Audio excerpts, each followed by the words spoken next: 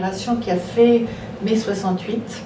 Nous sommes une génération qui a donc fait sauter plein de verrous, plein d'interdits, qui est une génération qui a donc été pionnière dans les années 70.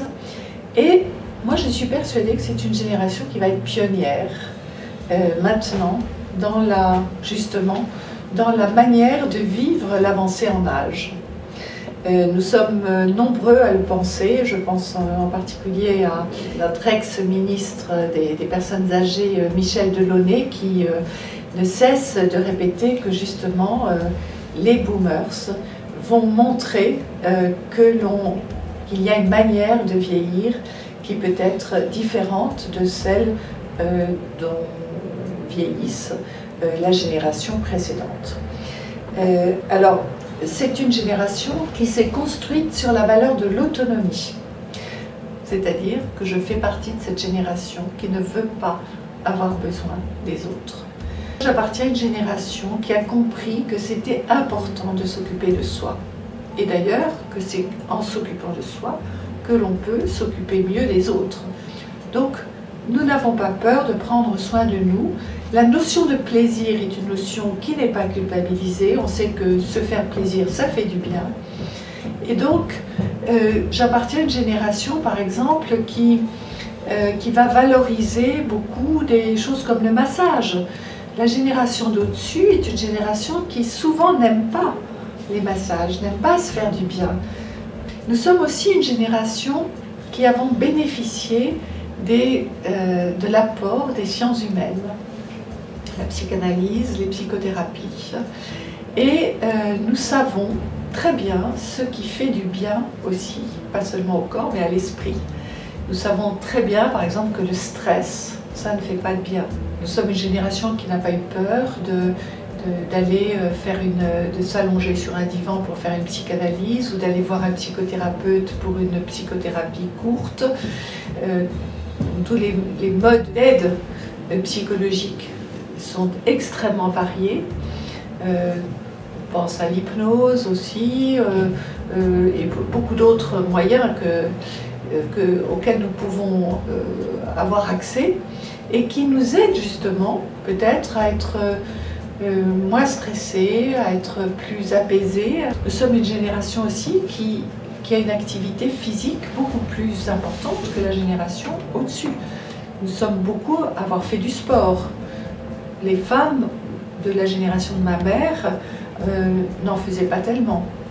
Donc nous avons dans les mains des cartes que n'avait pas la génération qui nous a précédés.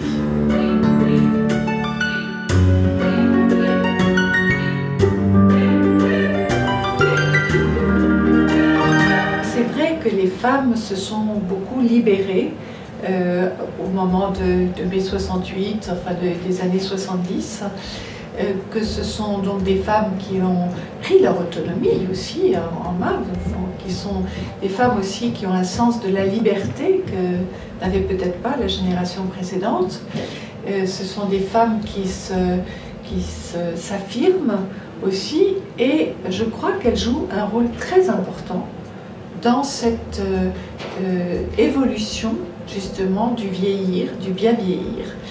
Et ça leur donne aussi une responsabilité, parce que je pense qu'elles peuvent aider aussi les hommes à faire ce chemin. L'homme vieillit mieux physiquement, la femme a à faire un travail sur l'image d'elle-même, elle a à faire une révolution narcissique, on pourrait dire, découvrir que si elle a une vie intérieure riche, eh bien elle peut rayonner.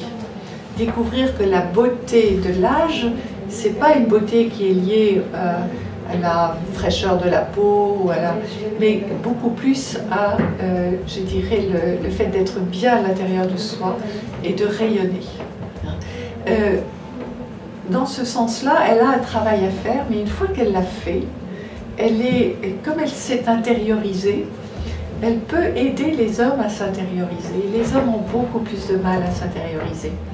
Ils sont prisonniers souvent de leur besoin d'agir, de leur besoin de pouvoir aussi. Les femmes s'adaptent beaucoup plus à justement cette perte peut-être de pouvoir aussi qu'il y a avec la vieillesse aussi, parce qu'elles découvrent qu'il y a autre chose. Donc moi je pense qu'elles sont mieux équipées que les hommes, mais qu'elles ont une responsabilité.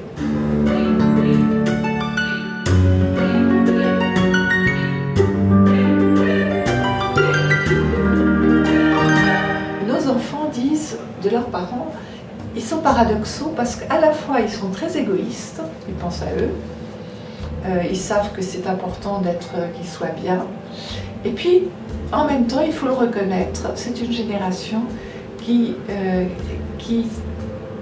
s'occupe aussi de ses enfants et qui s'occupe aussi quelquefois de ses parents âgés, c'est-à-dire c'est une génération tampon, c'est une génération qui est donc à la fois égoïste et généreuse. On a une responsabilité vis-à-vis des plus jeunes parce qu'on leur a légué un monde difficile. Donc je crois que à ma génération, on est très conscient de ça, très conscient que nous devons essayer de peser le moins possible.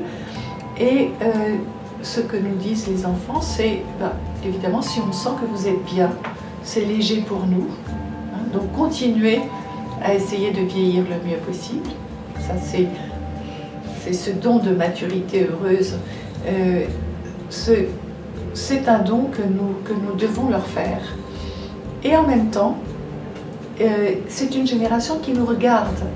Elle observe comment nous abordons justement cette période de la vie. Ils ont une image aussi très négative, hein, nos enfants, parce qu'ils ont l'image quelquefois d'un grand-parent, d'un arrière-grand-parent qui a vieilli dans des conditions malheureuses. Ils sont pleins de questions autour de cela. Ils ont souvent eux-mêmes des intentions généreuses, ils n'ont pas envie d'abandonner leurs parents, mais ils sont inquiets parce qu'ils ne savent pas s'ils seront en mesure, et financière et humaine, d'être proches de leurs parents si jamais ils deviennent plus fragiles et plus vulnérables.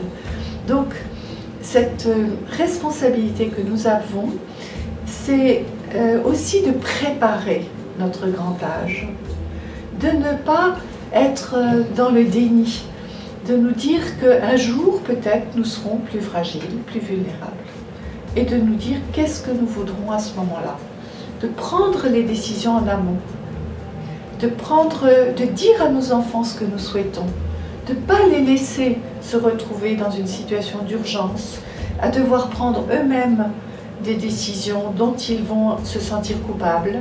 Donc il nous faut absolument, dans ce bien vieillir, anticiper, parler à nos enfants.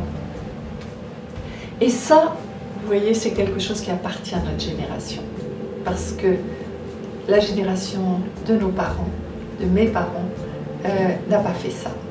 Ils se sont laissés vieillir sans préoccuper, au fond.